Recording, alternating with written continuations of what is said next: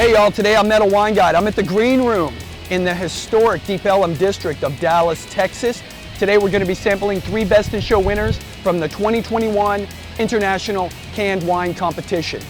I've assembled my own panel of judges, but before that, let's check out some of the scenes from the 2021 International Canned Wine Competition.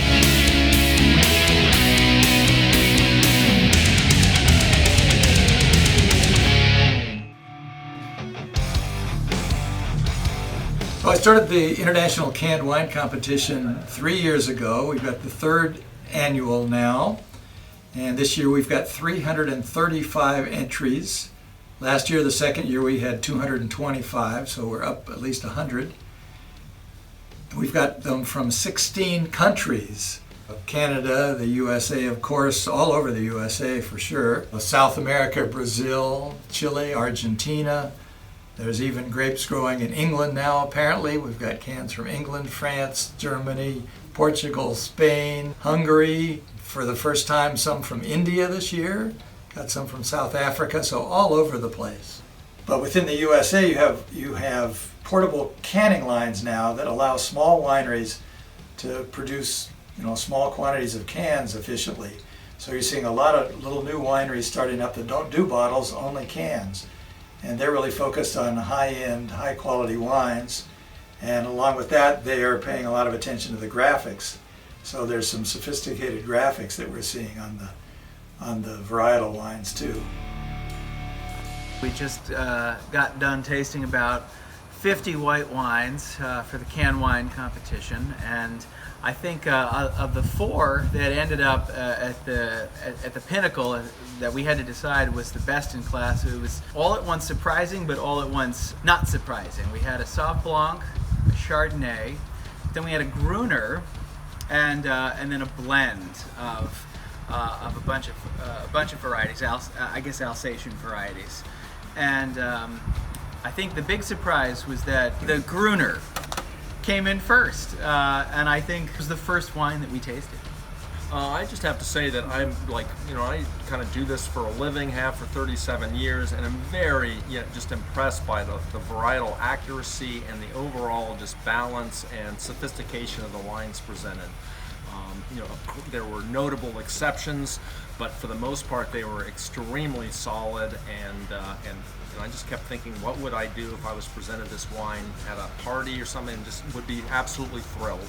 And I think the 4 wines that made it to the kind of the small little sweepstakes round were really extraordinarily good and absolutely beautiful. It's hard to add anything to both of those statements. It was a great tasting.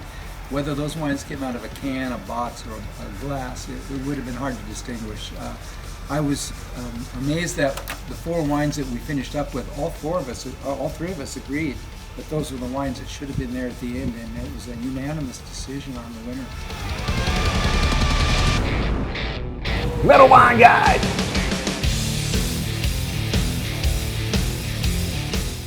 Hey y'all, it's Seven Antonopolous with the Metal Wine Guide. I am at the Green Room in Deep Ellum, Dallas, Texas, with 2 of my oldest, dearest friends. And we are going to try a bunch of the winners from the International Canned Wine Competition that was held just a couple months ago in Mendocino, California. First off, man that needs no introduction, Taylor Hoey. Him and I actually worked in this actual bar, the Green Room. We started in 1994. I was bar backing, Taylor was serving, and we both kind of started our wine journey here. Currently, Taylor is the North Texas Sales Manager for the 3rd largest wine distributor in the state of Texas, the Victory Wine Group, and purveyor and lover of vino. That's it. Love it. Next up, I've got this guy, CJ Pierce from the band Drowning Pool. CJ and I, in all seriousness, grew up in Deep Ellum playing all these different clubs, Trees Next Door, the Curtain Club, Club Clearview. Our bands would open for each other, but we're excited. We're going to be trying some wine, talking about old times, new times, and the canned wine industry. So how did you actually dive? Because back in the day, I think we all probably had Crown Royal on the brain or whatever. All the time. But how did you actually get into, discovering different wines, and now with your appreciation of wines? Yeah, I've always been a fan of wine. I've been a fan of all the spirits, but yeah, you're right. When we first started touring, it was definitely, pound of beers and shots. Yeah. But it's definitely, for me, it's like eating and food. For me, that's what really turned me on. I love to have a glass of wine, a steak, or a different type of food, and that, it's the taste of it and enjoying it. And also, like I said, last, 10 years or so, it's just it's a social thing. So it's cool to get together with other friends, musicians, and just sit back and kick it. Yeah, sure. First can we're trying today from the International Wine Competition is Oregon Red from the Stoller family estate. And wine's actually won a lot of awards, and I am going to mess it up, so I'll just read a few off the top. Top 10 best canned wines of 2019, Wine and Spirits magazine. 15 great Pinot Noirs under $20 for food and wine. Two-time gold medalist, International Canned Wine Competition. And also 88 points, Editor's Choice from the Wine Enthusiast magazine, as well as top scoring canned wine release from Wine Spectator. So Pretty impressive. When it comes to Pinot, which we love, when it comes to Oregon, you know a ton about this region, what is going on with everything. And tell us about it, because I'm a fan. If you want to elaborate a little. Pinot, and I've also noticed, because I'm not like you guys, I tend to gravitate towards wines in the Oregon region. I don't know why that's just my favorite, my palate. That's kind of generalizing things, but as of late, I've kind of gravitated towards wines in Oregon out there. Something you might know. Yeah, so as far as the United States is concerned, or California versus Oregon, you prefer Oregon style over California, right? So, I do. Yeah. A lot of it is. Man, I just say it. It's my palate. Hey, you like what you like, right? But a lot of it is, it's the environment, it's the soil, it's the, Oregon is at the same latitude as Burgundy, right? And Burgundy is where Pinot Noir is begun, if you will, right? It all connects in my brain. Yeah, I'm like, why do I like this? Right. So a lot of people that like Old World style or Burgundian style wines, Pinot Noir, tend to navigate towards Oregon. So Actually, 2/3 of the wine produced out of Oregon are Pinot. Of course, yeah. That's the climate for it, right? So Chardonnay, Pinot Noir. Well, there's Pinot Gris. There's other varietals that are made out, produced out there. But man, that makes the sense. Predominantly Pinot Noir. So we're gonna get down on this. So real quick, guys, this retails for about $7. We got it at the local Central Market here in Dallas, Texas. And how much is in the can? It is 13.5 ABV, and as everybody knows, can of wine is 2 glasses, so 12 ounces. You go into any restaurant, most places you're going to get like a 5.5 ounce pour.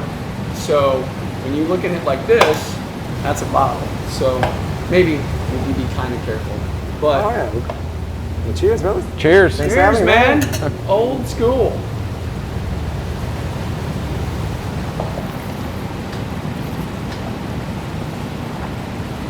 Wow, favorite. It's great. I'm Yeah. getting a lot of raspberry, some cherry probably, Yeah. a little bit. Yeah, definitely fruit forward. It's got some, it's got a great body to it, nice plush kind of texture to it. That's a pretty wine.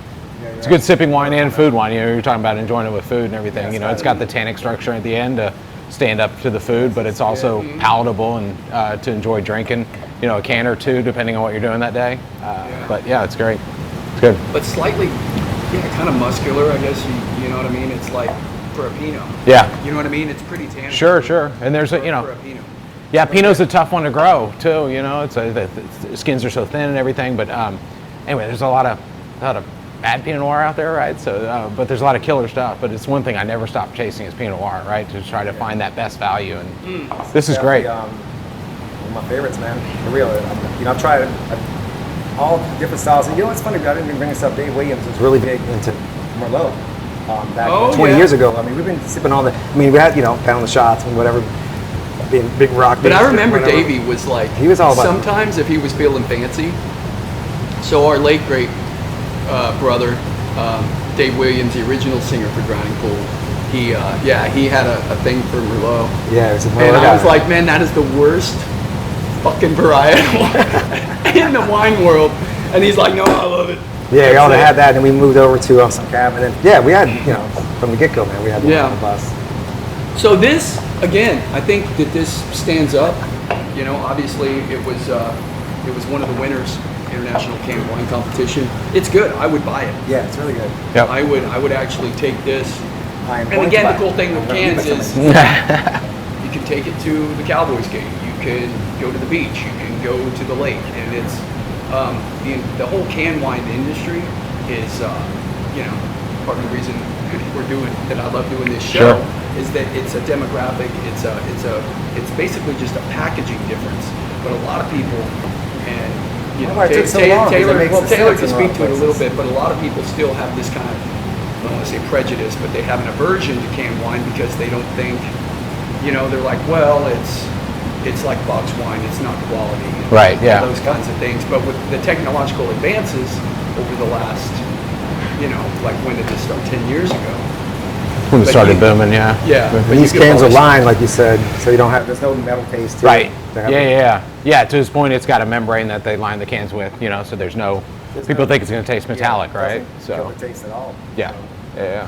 And there's no light to it, obviously, with the can, right? So you don't have to worry about Mm. sun exposure. Or, you just got to obviously temperature control it. I mean, you treat it just like a bottle of wine, right? As far as, and the juice is serious. I mean, it used to be, 10 years ago or plus, canned wine was just what you're saying. It was not really the best quality juice in the can, and now it's a completely different deal. I mean, there's single vineyard canned wines that are produced now. So Yeah. it's literally just a matter of moving the bottle out of the assembly line and putting a can there. The same juice is going into both vessels, right? So You can't always have the glass or that big bottle with you. Yeah. Well, and, for and sure. mainly, I could speak to that too. Is like, we pour it in glasses today just to give you guys a, kind of an example of the color. Yeah. You know what I mean? Yeah. Because obviously we're tasting wines. You kind of, and that goes hand in hand with the body and the structure of the wine as well.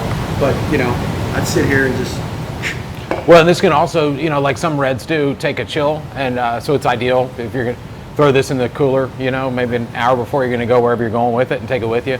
They now make koozies for designed just for the cans, because cans come in different size formats. And, there's a 375, they come in 250s and 187s, and so anyway, they have different sleeves for those. Some of the wineries do, but a lot of the packaging that's on the cans, it all started with the breweries, because when the canned wine industry first came in, they thought, well, who's gonna do this? Nobody's done it before for wine. How are we gonna do this? So, naturally they go to some of the beer producers, and about the can. it's serious juice, but they still want you to have a good time with it, So that's what the next generation is looking for. Next wine we're going to try is the Ria Sparkling Rosé from Solid Ground Brewery and Winery, which is located kind of in between like Lake Tahoe and Sacramento. Grapes are sourced from vineyards in and around the Sierra foothills. So this is a sparkling, and before we started shooting, Taylor was explaining that when you're dealing with a sparkling wine, there's a lot that can go wrong. So I don't know if you would. Yeah, we were talking about how the pressure of the can, right, and how much CO2 you want to put into the can. There's a delicate balance to that. I'm no expert in speaking on this, but having worked with a couple of winemakers that are canning wines and have started the whole canned wine industry, it was kind of a trial and error. So, they go ahead and can, hang on to them for 6-8 months, see how it handled under pressure. Sometimes it'd be too much pressure. You'd lose all your effervescence as soon as you pop the cork or the can open.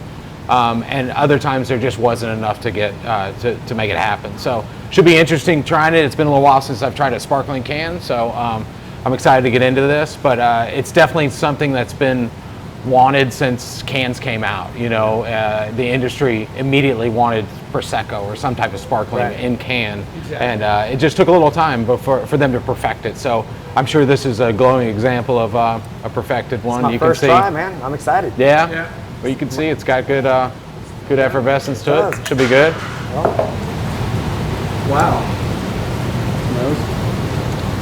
Wow, that's really good. And that's a Pinot Noir. It's so light.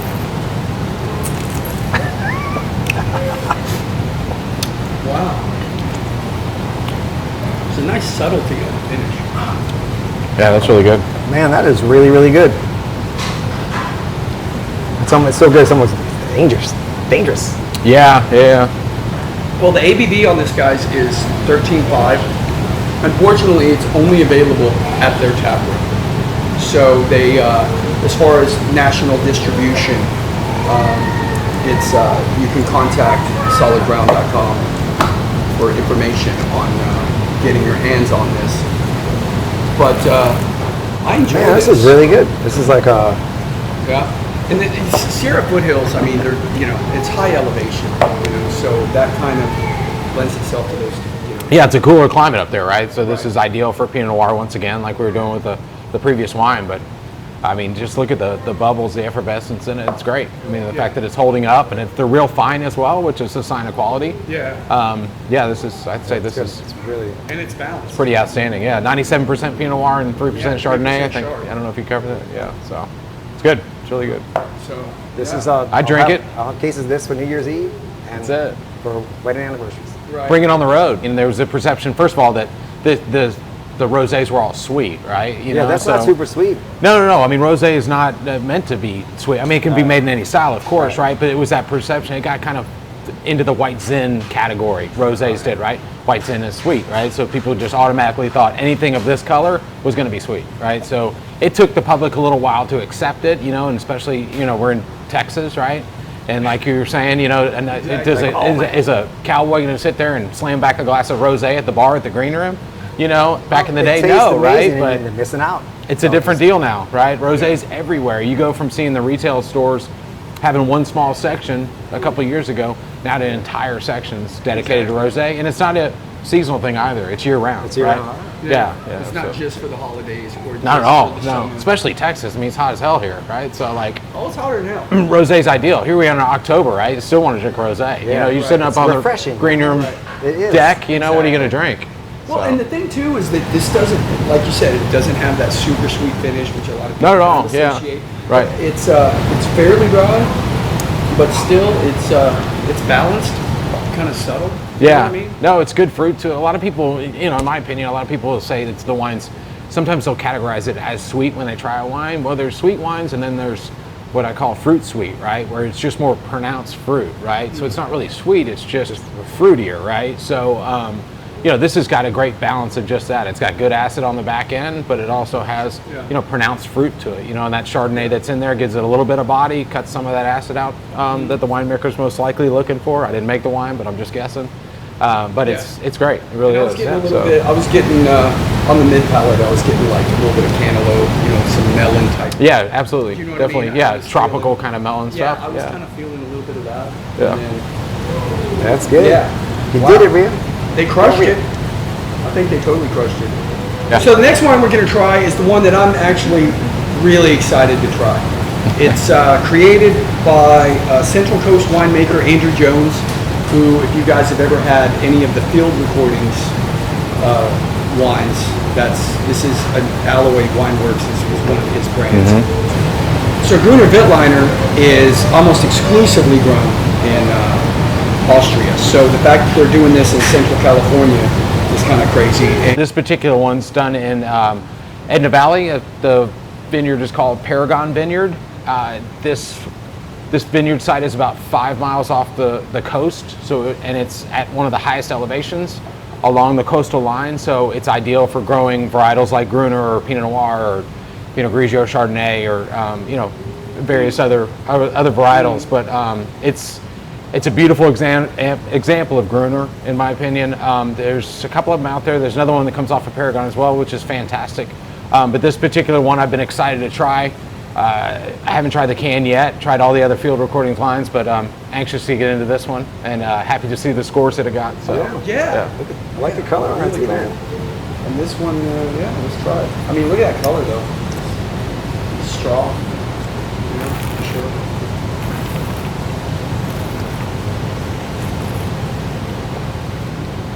Thank you, Chris. It's a lot of fine wines today we're trying out. I appreciate you, that, sir. man. All of them are great.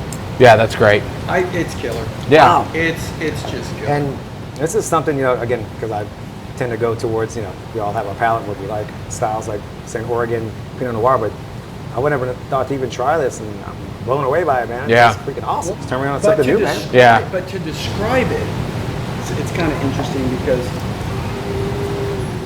Nice, bright, high-tone acid. You know? but I don't know, man, I feel But it's got some body and some complexity to it on the mid palate. I think it's a really Light to me. Like solid nice example light. of Gruner. Yeah, Gruner is, it's smooth and light. right. It's light, but it has a lot of character to it, right? That's why I typically like Gruner over some other lighter varietals, right? Because you can get a lot more there's a lot of out of the flavor. wine, right? We always talk about the packaging, so ideally this is a first and show package right here. I mean, this is going to grab your attention right off the shelf. So, and in the retail world, that's what's important, right? You know, the juice is incredible, but you have to get the consumer to get to the juice, which means draw them in with the package, right? So. Right. Yeah, once again, hats off to a lot of the breweries out there that have helped package these wines. Yeah, you know, got, done a really got my good job. attention. This is So. something And I've it is wouldn't try. interesting. So guys, this wine is available from Alloy Wine Works. You can find their website. It's $72 for a 12-pack. But you keep in mind, that's a bottle. And at the end of the day, it's a good value. If you say it's $72 for 12, right? So that's, I mean, the value is definitely there for that wine. So But it's that's, smooth. Do you feel? It's just that so that's essentially 6 bottles, right? It's for $72 bucks, you know, Right. so, you know, That's about right. a little over, what, 11, 12 bucks a bottle? Yeah. Is what you're paying, you know, when it breaks down to it. And it's It's really great. good. Yeah, it's really good. Really, Yeah. I mean, Sorry. no, I was just going to ask. So you see, as a distributor, things going more towards cans than bottles? Is it gonna Not be a necessarily. shift? People are just utilizing it for different purposes, right? So, you know, one thing I was going to point out is that the wineries and winemakers, you know, they love the cans for a lot of different reasons. But one of them is that it gets a lot more exposure to their brands because you don't have to commit to a whole bottle if you wanted to try Right. out this wine, right? It's not a financially and size-wise. It's Usually you know, you're committed with the whole you can bottle. experiment around a little bit more, right, and try Two things glasses. out. So. Yeah, so a lot of wineries are getting more exposure than they used to get because of that great, reason. man. So, yeah. Especially for wine lovers like ourselves. So there's one more wine that won Best in Show from Joie Farm Winery in British Columbia, Canada, and they're sold out.